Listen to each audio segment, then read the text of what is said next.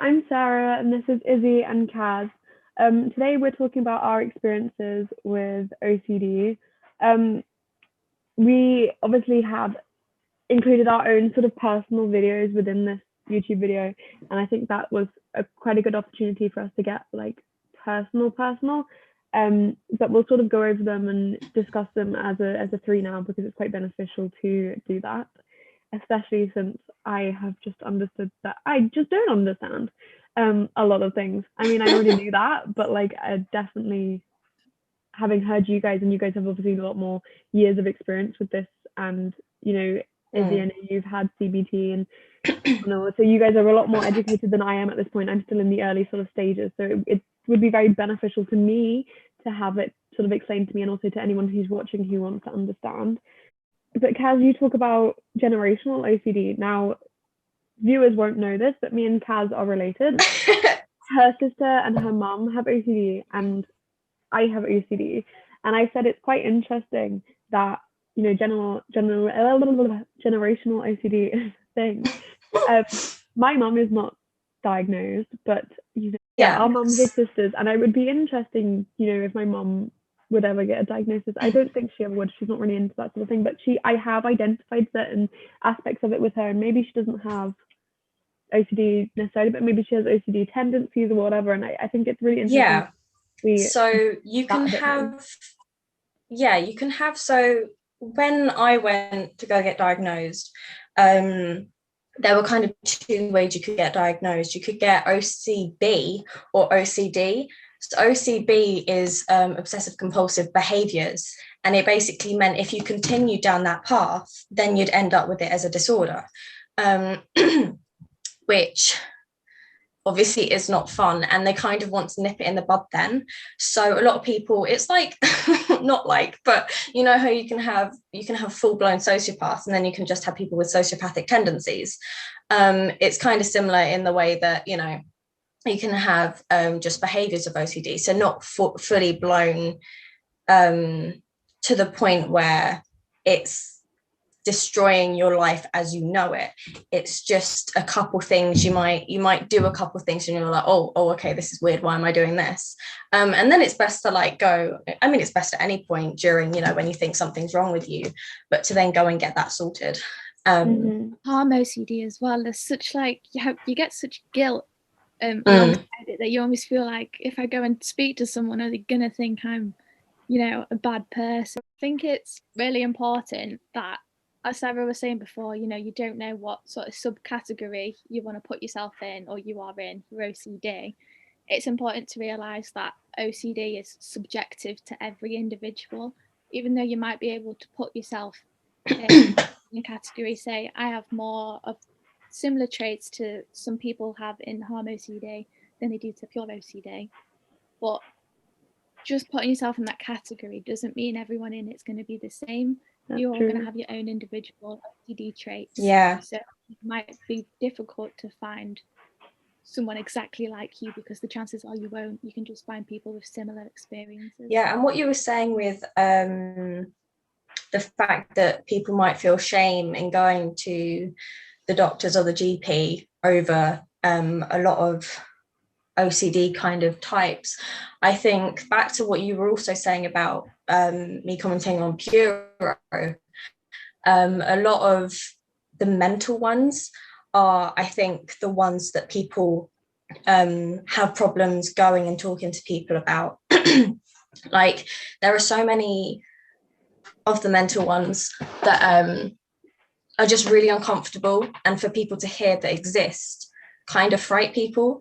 So for instance, there's paedophilia OCD, there's a form of incest OCD, there's multiple forms of like many different ones that are all inside your head that's really uncomfortable and no one's going to want to talk about. It is unsettling, but if you feel unsettled by it, then you've got to see that as a good thing. You know, you don't want these things. The fact you feel awful about having them shows, you know, you're a good person. You don't like these thoughts, you don't enjoy having them. You want them in your life, and the fact you're feeling those things kind of shows that. I think that is something really important to remember, because I know that, like, with me, and it's one of the first couple things that my CBT therapist said to me. He said, you give yourself a really hard time for having the thoughts you have, and you don't feel happy with the thoughts you're having. You're getting so mad at yourself for thinking these things. Yeah. The whole reason you're doing that is because you know that the thoughts aren't necessarily, right, but you know that you have that concept, and you know that like you're doing everything right. You need to stop beating yourself up over it. And so I think it's really important. It's the first step to recovery. It's the first step to recovery that they say to do. So for a lot of everything really to do with OCD is realizing that this isn't normal to do that.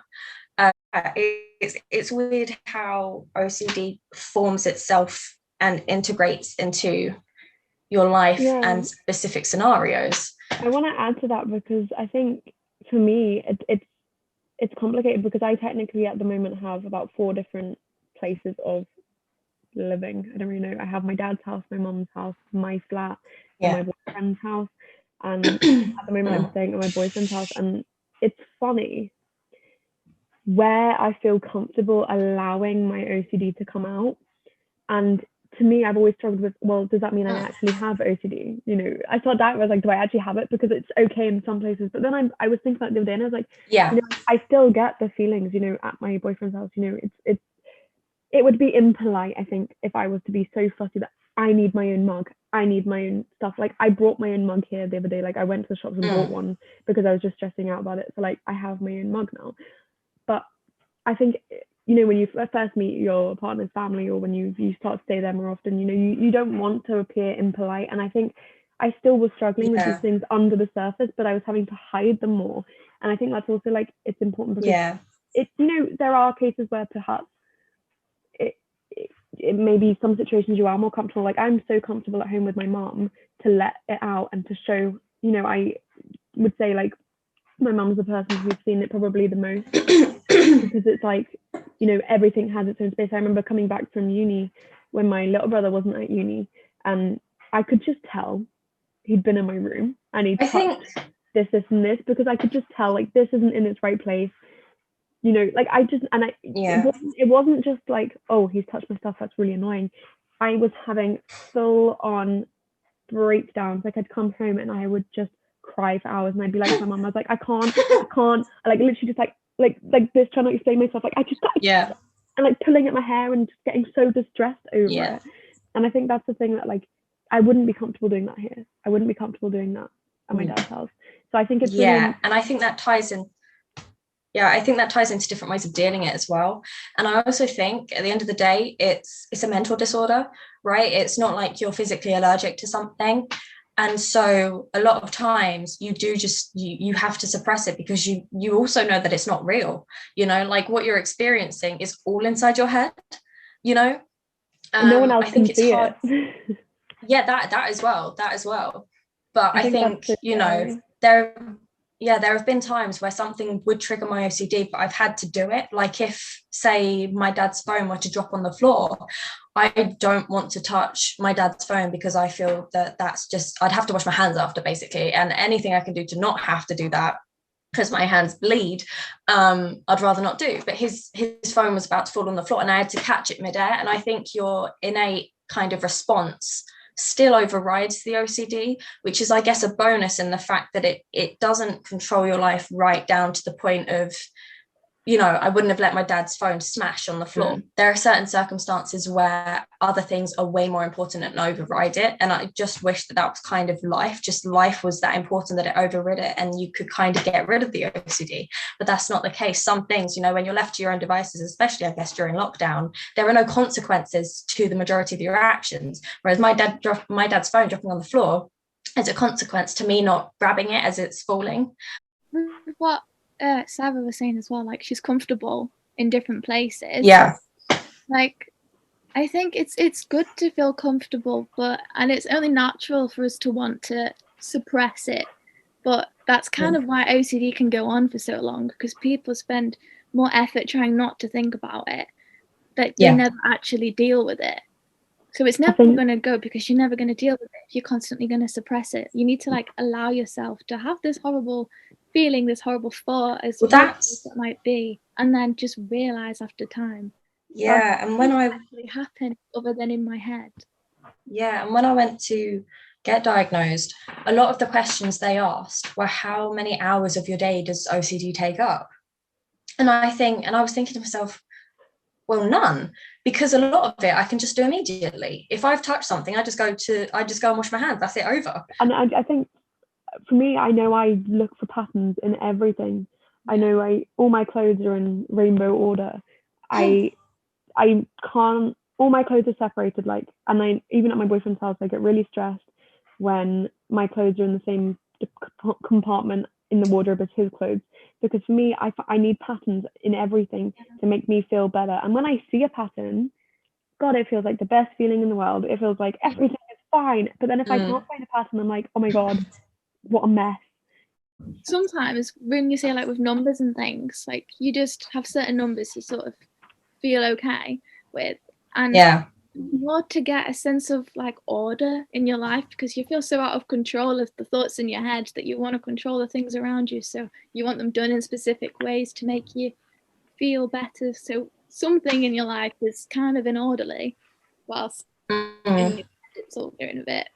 I think, like, one of you said, I can't remember who it was, said that, like, it can be generational, it can be like trauma, like different things can cause it. And I think now for a fact that mine is either, I have Asperger's, so I have like autistic tendencies. And I think autism and OCD are actually come in hand very more often than not. But also I had like trauma happen to me when I was about 6 or 7 years old. And I relate a lot of that trauma to my OCD, because I think I don't know again what it's called, but I'm just going to call it sexualized OCD, like just OCD with regards to anything sexual. It just really, like, there's just things that really get to me. But you say about order, and and how it comes from like things being disorderly.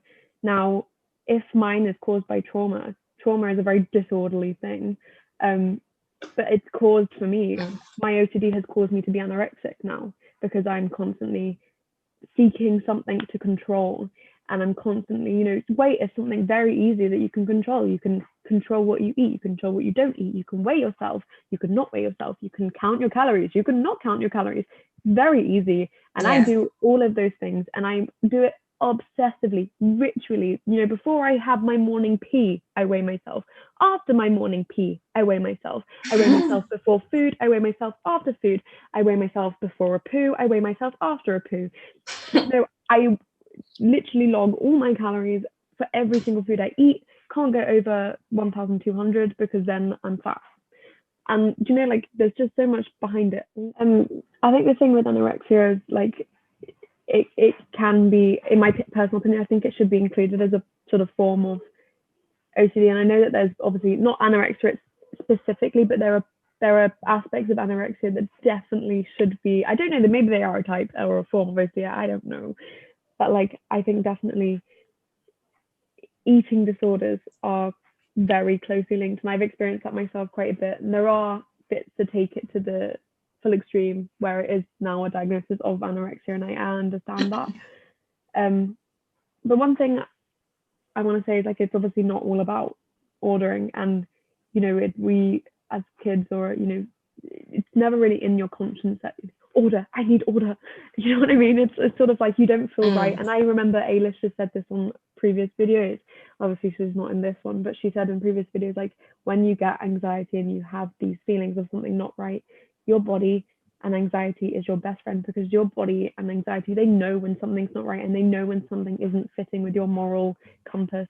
And it is just purely your body's way of saying, I'm not okay with this. But what we've got to remember is that there are things that are genuinely okay to react a certain way to, and things that perhaps, exactly, aren't okay. I mean, I was going to say, my body did me no favors back then. No, like mine now, like I mean, I in my little video, like the instruction video, I sort of spoke about, like, sort of 3 occasions where I've had such severe anxiety over something that my brain has convinced my body of, that I've literally been paralyzed in fear. So the first one was, which happened about 2 or 3 months ago, where I was just really anxious about the day. I'd had like a few really crappy days, and and I woke up with this. I just was convinced that I was paralyzed from the waist down. And when I say convinced, I was having all the physical symptoms that I could imagine a paralyzed person would have. I had like literally, I was going like that and I was feeling nothing. Like I was that convinced in my own brain that it was like it shut off everything. And I was like punching myself. I'm like, I can't feel this, trying to move my legs like voluntarily. Nope, nothing. And my mom had to like reassure me for like an hour and a half, be like, you are not paralyzed. You are fine. You can walk and all this. And then I had another one where it was, and I mean, this one was genuine fear. Like I genuinely was, I can't even begin to describe the fear. My therapist said it's, pretty much, it's the fear you'd get if you were actually in that situation. But obviously there is nothing in real life to suggest you're in that situation. But my body, so I was convinced that if I stepped foot in my shower in my flat is really small. It's, you open the door, you walk in, shut the door kind of thing. And then it's in the corner. And my brain was just convincing me that if I went in that shower, I was getting murdered. And so every time I seen that shower, just this dreadful, oh my God, I'm going to get murdered. Someone is going to stab me to death if I go anywhere near that shower. And I kept trying and I kept like, this is ridiculous. I was thinking, considering I have hygiene OCD, it was like two sides of me, like, you need to be clean, but you're going to get like, I was like washing in the basin, but it wasn't doing anything for me. Like I need a shower, So I was having these two sort of sides of me, like fighting against each other. And I genuinely, it was awful. And then literally the other day, and I mean literally like Friday night, Thursday night, possibly even, I can't remember which night, was convinced that my feet were falling off. And I was lying in bed, and I, no word of lie, I was awake the whole night, constantly, like, if 2 minutes would go by and I'd be like, oh my God, I can't feel my feet. Have they fallen off? And I'd have to wiggle my toes. And then if I couldn't feel my toes, I'd have to like use one foot to touch the other. Or if that didn't work, I'd have to wake up, bend over and like, yep, my feet are still there. It's fine. But like the whole night, and I was trying to do stuff to distract myself. And I just, the whole night it was just, shit, my feet still there. How long have you guys been suffering with it? I know, Sarah, it's pretty recent. And also, like, what types do you have? Have you only ever suffered with one? Have you suffered with multiple? Like, what's that all about, Well, I had, I think I started to get OCD when I was 16. I had OCD, so basically I was scared to death that I was going to hurt someone. Essentially, it was only really people I was really close to, which I think made it even worse for me. And so that's the one I've been like dealing with. I've had it for about 5 years, but it's kind of plateaued at the moment. Like I can manage it really well now. It's always in the back, but it's never at the front. So it's okay. But I also have PTSD, and I've had depression since I was about 14. Right. So I definitely think one led on to the other, and so forth. Because I had depression and PTSD before I had OCD, and I think they definitely like interrelate. Because when you have PTSD, you sometimes you don't even feel like you're in the right room. Like I could look at a man and see someone else that clearly wasn't them, but was completely convinced it was them. So it's sort of similar. Like I completely convinced myself that I was this horrible person, even though I'm clearly not. It was kind of, I became the predator in my head when I know that I'm not really. Just the same as when I saw a man that was a perfectly normal, nice man and screamed at me. Yeah. Back to like your question about like what else have you had, and it's very interesting hearing Izzy. Then I don't necessarily have PTSD anymore, but I had PTSD after I was raped when I was 15, and I had it for about, I think until I was about 18, 19. I've basically not had it for about 2 years now. Like I've sort of managed to free myself of that trauma, let's put it that way. But it's really interesting. Thank you. I think it's very interesting when you put the two side by side, because I remember a lot of like the treatment I was getting when I had PTSD was, they were like, how often do you check, if that you're safe? And I've heard the same question so many times through my OCD sort of treatments, like how many times do you check? It's this feeling of wanting to be safe. And PTSD is also an anxiety disorder. And I think I know myself, I actually was applying for a DSA the other day, disabled students allowance, and I had to get a letter from the doctor, and they said like a long history of depression and anxiety. And that is what throughout my life, since I first self-harmed when I was 7. So I've had like clear anxiety, depression from such a young age. And I think it's so interesting for me because I've had so many different counselors and so many different therapists. And I find it quite annoying because at first, when I was about 14, I think I was 12 or 13, the therapist at the time literally said, "Oh, I think you have bipolar." And I looked at her and I was like, I did a bit of research into bipolar, and I've never identified with that. And I always just thought, she's wrong. There's no way in hell. I remember the day you came home saying you had bipolar, and I remember your brother's response to it as well. And I was like, damn. It made no sense to me though. Like the more I researched it and the more like I was treated for bipolar, I was like, no. And like when I got a new therapist, they were like, nah, you don't show any signs of, like, genuinely, like they just said, like, I haven't witnessed anything. They were just like, it's, you have, this was at the time when I'd seen the trauma specialist. She's like, you have signs of PTSD. That is what it is. It's not bipolar. And I think, I say I have like sexual OCD, whatever the hell the word for it is. I don't know. Yeah. But like, I obviously had, like, I was sexually abused from when I was 6, and I was raped when I was 15. And so like I have 2 occasions of sexual trauma, and I think that they both of those things have caused, the trauma has caused this. But it's so interesting when you look at the link between all these different disorders, and I think that is the biggest misconception of why OCD is so misunderstood, because people genuinely, they get the general gist of anxiety, they get the general gist of depression, they get the general gist of schizophrenia and bipolar, they get the general gist of PTSD. But what they do not, I genuinely, and I will firmly believe this as someone who didn't know they had OCD for a long time, and who did make jokes like, "Oh, I'm so clean, look at me, I'm OCD." I made jokes like that before I realized what it meant to have OCD. No one understands it.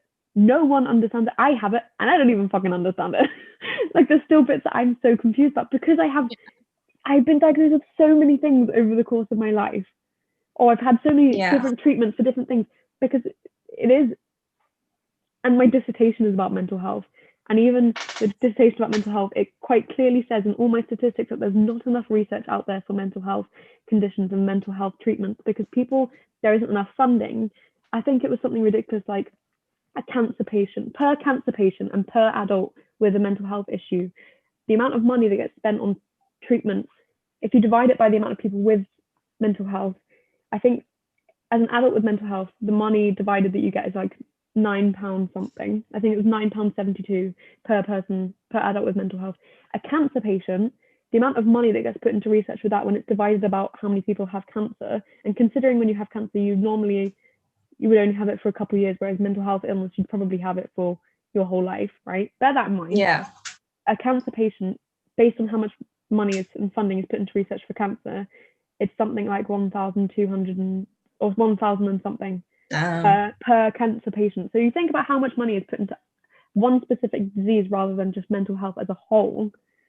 It's ridiculous. There's not enough. And I think this is, when I was diagnosed with OCD, like my dad just said, I don't understand it. My mum, she's like, I can understand bits of it, but I can't understand all of it. And I think the scary thing for me that I found so hard opening up about was that, and I said this to Izzy, I do think it's, there is a sense of needing everything to be in my control and my way. And I think a lot of that is like the hygiene OCD and the, the sexual OCD and stuff like that. But harm OCD, I think, is the one that I've been struggling with the most, but not in the same way as Izzy. Not necessarily that I'm thinking, oh, what if I stab my mom? It is, say I accidentally kicked someone, I'd be like, shit, what if I did that on purpose? What if I actually meant to hurt them? Even though I know, like, it was an accident, I'm really clumsy, like, I accidentally elbow or punch someone or kick someone all the time. But I'm like, what if I did that on purpose? But the main one, for me, which I find so scary, is the thoughts of harming myself.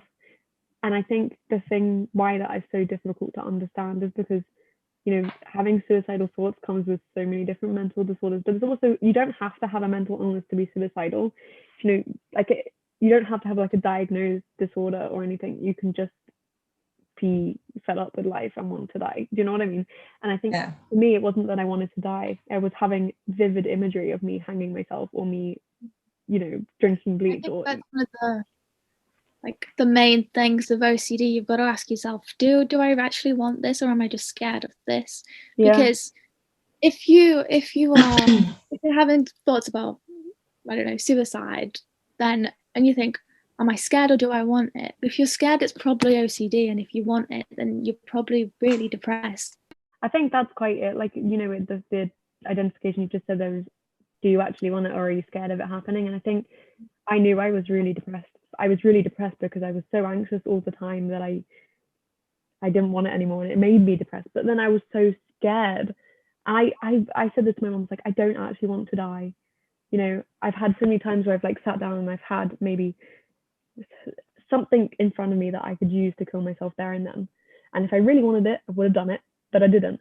But I'm having such vivid, and I'm having to be so careful that I don't have loads of pills around me all the time, because I'll have a visualization of me just swallowing all of them.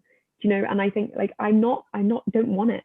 I don't want that. I am so excited for my future. I don't want that, but it is this fear of, oh my God, it's gonna happen. I have to be so careful, otherwise I'm going to kill myself. You know, and it's so scary, and it's so hard to explain.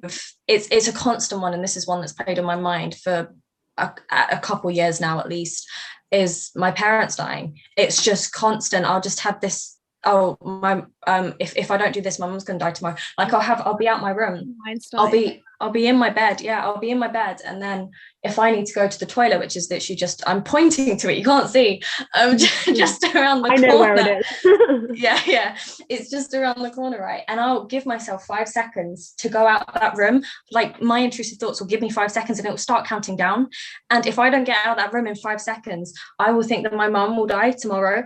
And like sometimes if we've had an argument, I'll lie in bed, and my mum's always said, you know, you have to apologize before you go to bed. And she's rightly or wrongly, she's always said, if you don't come and apologize, something might happen to me. And that's played on my mind since when I was younger, since like 5 years old or however old I was when that happened. And so now, like before my mum goes to bed, sometimes I'll just unexpectedly open her door and just kiss her goodnight or whatever, and say night to her, because I'm petrified of something happening. And even if it's not an argument, so like if I'm thinking, oh, I've only got 5 seconds to get out the door, I'll be like, I have to get fully out the door, or sometimes the conditions will be your foot has to be outside the door. It depends. And other times it's just I have to say please don't, or I have to, it's horrible, because then it feels worse, because it's not just me cleaning my hands now at this point, it's in my head me putting my family's fate on the line. But it's so interesting you say that, like, you know, you have to say goodnight or you can't go to bed, because I think that's a family value that we've all, like, my mum has passed that to me as well.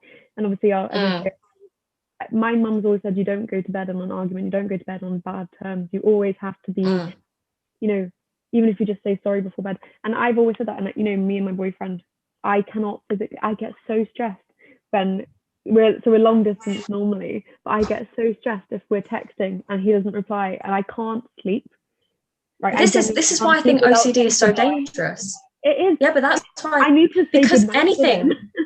And anything can turn into OCD. Like if you give it enough power, it can turn into it. Like, please recognize that all the emotions that we are feeling are so real. I've had to explain that to my boyfriend so many times, that, you know, what I'm feeling is as if it's actually happening. Do you know what I mean?